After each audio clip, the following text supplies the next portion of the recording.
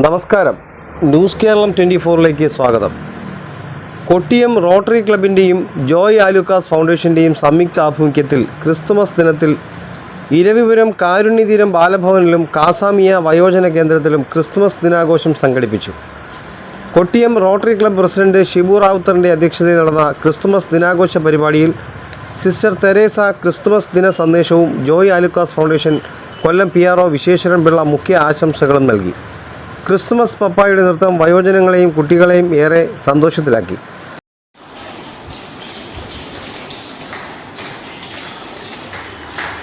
വയോജനങ്ങളും കുട്ടികളും ചേർന്ന് Christmas cake മുറിച്ച് സന്തോഷം പങ്കുവച്ചു. ജോയ് ആലുക്കാസ് പ്രതിനിധികൾ, കൊട്ടിയം റോട്ടറി ക്ലബ്ബ് ഭാരവാഹികളായ Biju S, Aji Balanandan, Regina Shibu, sister Sheeja, social worker Christy എന്നിവർ പങ്കെടുത്തു. Happy Christmas, happy Christmas. അങ്ങ് വയ്ക്കോ.